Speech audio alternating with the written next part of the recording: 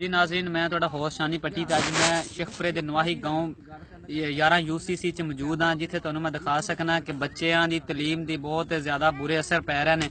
बच्चों को तलीम का तो बड़ा शौक है, लेकिन वो अपने घर की मजबूरियां और हालात की मजबूरियां की वजह तू माल चुगान तू बड़े मजबूर ने। तुम देख सकते जे कि माल चुगाते हैं, अपना पेट पूट पालते हैं, घर आते माल इन्हों का अपना नहीं है, किसी का माल चुगा के सारा सिस्टम बनाते हैं।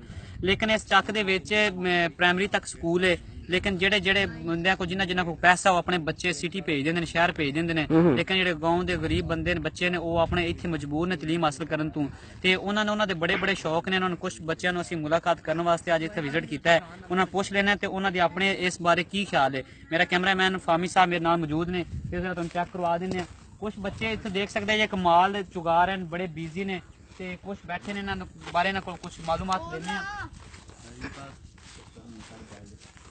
अस्सलाम वालेकुम। वालेकुम सलाम जी। क्या नाम थोड़ा? शाहनवाज। थोड़ा की नाम बच्चे? मोहम्मद थोड़ा की नाम है? अल्लाह दिता जी। अच्छा, अल्लाह दिता जी। मेरा कैमरामैन जरा दिन दिखा सकते कि ना बच्चों के बड़े ख्वाहिशां ने। बच्चे तो स्कूल क्यों नहीं जाते? ए भाई स्कूल ते कौन कहता स्कूल नहीं जाना है, या कौन कहता माल पिछे टुरना सी। स्कूल वास्ते असी इस तो नहीं चाहिए कि साड़ा 5 क्लास तक स्कूल, मतलब 5वीं तक स्कूल है। उस तो बाद एक टीचर ਜਿਹੜਾ 5 क्लासां ਨੂੰ बस पढ़ा रहा है, कोई किसी टाइम उन्हें भी सौ जाना ते बाकी बाल आपे भजदे भुजदे। बच्चों को बड़ा शौक है तलीम हासिल करने का, लेकिन वो मजबूर ने सिर्फ माल चुगा। इधर इधर तुसी साढ़े पिंड तो सुआ इधर उधर मार लो, किसी पास कोई आबादी नहीं है, कुछ भी नहीं है। बस ये वे कि आ गए ने, कोई आ गया बस पोलियो वाले ही होंगे ने ज्यादातर कि कतरे पाक टोर के। उस तो बाद कोई साढ़े को वसायल नहीं है, क्योंकि जो कुछ पढ़ना नहीं, जब सानू पढ़न दे वसायल सानू घर वाले कहते पढ़ो, जो वसायल नहीं आए साढ़े को जाए नहीं जाना, फिर आ माल डंगरी है इंदा करीदा। ਤੁਸੀਂ ਦੇਖਦੇ ਹੋ ਕਿ ਬੱਚਿਆਂ ਨੂੰ ਬਹੁਤ ਸ਼ੌਕ ਹੈ ਪੜ੍ਹਾਈ ਦਾ, ਲੇਕਿਨ ਉਹਨਾਂ ਦੀ ਮਜਬੂਰੀ ਹੈ, ਉਹਨਾਂ ਦੇ ਵਾਲਿਦੈਨ ਦੇ ਕੋਲ ਪੈਸੇ ਨਹੀਂ ਹਨ ਕਿ ਉਹਨਾਂ ਬੱਚਿਆਂ ਨੂੰ ਅਫੋਰਡ ਕਰ ਸਕਣ, ਉਹਨਾਂ ਨੂੰ ਬੱਚਿਆਂ ਨੂੰ ਅੱਛੀ ਤਾਲੀਮ ਦਵਾ ਸਕਣ। ਤੇ ਬੱਚੇ ਤੇਰਾ ਕੀ ਨਾਮ ਹੈ? मेरा नाम अल्लाह दिता ਤੁਸੀਂ ਕਿਉਂ ਨਹੀਂ ਸਕੂਲ ਜਾਂਦੇ? जी। स्कूल जाके ही करना है, माल चारना है, उत्थे भी जाके 5वीं तक जी स्कूल है, ਅੱਛਾ, पढ़ाते हो चाइना है। इको मास्टर है, वो भी सुता रहिंदा है, कहाँ या आंदा चाह लै आओ, रोटी लै आओ, खा खू के सुता रहिंदा जे। आम नाले मां प्यो भी आंदा इधर नहीं तुहाडे को पढ़िया जाना ते माल चारो। ਬੱਚੇ ਸਿਰਫ ਮਜਬੂਰ ਇਸੇ ਗੱਲ ਤੋਂ ਨੇ ਕਿ ਉਹਨਾਂ ਕੋਲ ਉਹਨੇ ਵਸਾਇਲ ਨਹੀਂ ਹਨ ਤਾਲੀਮ ਹਾਸਲ ਕਰਨ ਵਾਸਤੇ। ਸਕੂਲਾਂ ਦੀ ਚੱਕ ਚ ਉਹ ਨਿਸਬਤ ਹੈ ਕਿ ਉਹ ਸਕੂਲ ਤੇ ਜਾਂਦੇ ਨੇ, ਲੇਕਿਨ ਸਕੂਲੇ ਵੀ ਉਹ ਸਕੂਲ ਪ੍ਰਾਈਵੇਟ ਕਰਤਾ ਗਵਰਨਮੈਂਟ ਨੇ, ਇਹਦੇ ਵਿੱਚ ਬੱਚੇ ਬੜੇ ਮਜਬੂਰ ਨੇ।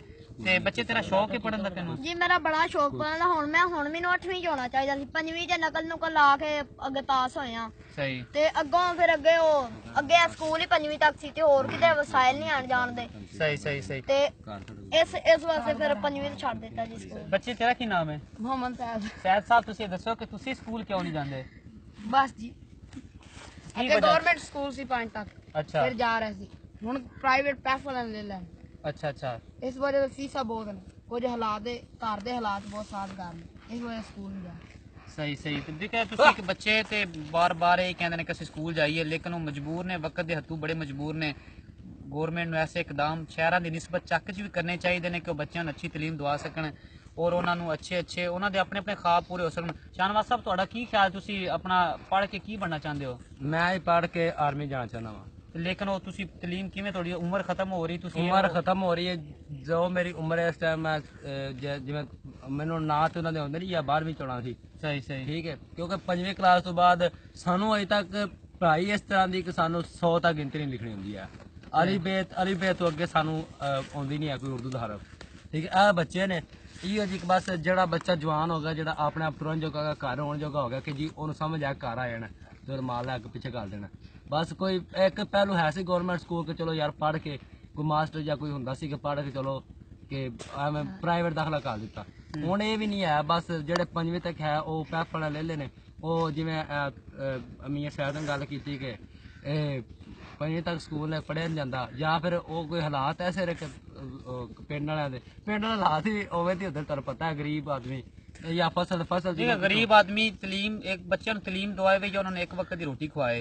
ਬੱਚੇ ਸਵੇਰ ਤੋਂ ਸ਼ਾਮ ਤੱਕ ਇਹ ਮਾਲ ਚਰਾ ਕੇ ਚੱਕ ਵਾਲਿਆਂ ਦਾ ਜਾਂ ਜਿਨ੍ਹਾਂ ਬੰਦਿਆਂ ਦੇ ਮਾਲ ਉਹਨਾਂ ਚਰਾ ਕੇ ਤੇ ਫਿਰ ਉਹ ਸ਼ਾਮ ਨੂੰ ਆਪਣੀ ਜ਼ਰੂਰਤ ਲੈਂਦੇ ਨੇ, ਉਹ ਮਜ਼ਦੂਰੀ ਲੈਂਦੇ ਨੇ, ਉਹ ਵੀ ਸ਼ਾਮ ਨੂੰ ਕੀ ਮਹੀਨੇ ਬਾਅਦ ਮਿਲਦੀ ਹੈ। ਮਾਂ ਬਾਪ ਬੜੇ ਮਜਬੂਰ ਨੇ। ਬੱਚਿਆਂ ਨੂੰ ਗਵਰਨਮੈਂਟ ਨੂੰ ਚਾਹੀਦਾ ਕਿ ਇੱਥੇ ਆ ਕੇ ਚੱਕਾਂ ਸ਼ਹਿਰਾਂ ਦੀ ਨਿਸਬਤ ਚੱਕ 'ਚ ਵੀ ਆ ਕੇ ਚੈੱਕ ਕਰੇ। ਚੱਕ 'ਚ ਬੜੇ ਬੁਰੇ ਹਾਲਾਤ ਨੇ, ਬੱਚੇ ਨਹੀਂ ਪੜ੍ਹ ਸਕਦੇ।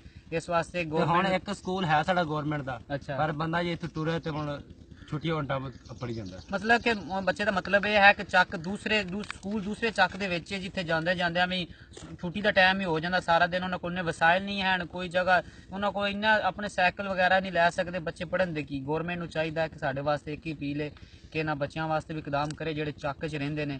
ਉਹ ਬੱਚੇ ਬੜੇ ਮਜਬੂਰ ਨੇ, ਤਲੀਮ ਹਾਸਲ ਕਰਨ ਦਾ ਬੜਾ ਸ਼ੌਕ ਹੈ, ਲੇਕਿਨ ਉਹ ਵਕਤ ਦੇ ਹੱਥੋਂ ਮਜਬੂਰ ਨੇ, ਉਹ ਤਲੀਮ ਹਾਸਲ ਕਰ ਸਕਦੇ ਨੇ, ਲੇਕਿਨ ਉਹਨਾਂ ਨੂੰ ਅਗਰ ਉਹਨਾਂ ਦੇ ਪੂਰੇ ਸ਼ੌਕ ਪੂਰੇ ਕੀਤੇ ਜਾਣ। ਬਹੁਤ ਸ਼ੁਕਰੀਆ ਜਨਾਬ, ਅੱਲਾਹ ਪਾਕ ਇਹਨਾਂ ਸਾਰੇ ਬੱਚਿਆਂ ਨੂੰ ਵੀ ਸਾਡੀ ਦੁਆ ਹੈ ਕਿ ਅੱਛੀ ਤਲੀਮ ਹਾਸਲ ਕਰ ਸਕਣ, ਲੇਕਿਨ ਗੌਰਮੈਂਟ ਅੱਗੇ ਇੱਕ ਅਪੀਲ ਹੈ ਕੋਈ ਇਹਨਾਂ ਬੱਚਿਆਂ ਵਾਸਤੇ ਵੀ ਕੋਈ ਕਰੇ ਜਿਹੜੇ ਸ਼ਹਿਰਾਂ ਦੀ ਨਿਸਬਤ ਚੱਕ 'ਚ ਰਹਿੰਦੇ ਨੇ। ਓਕੇ, ਅੱਲਾਹ ਹਾਫਿਜ਼।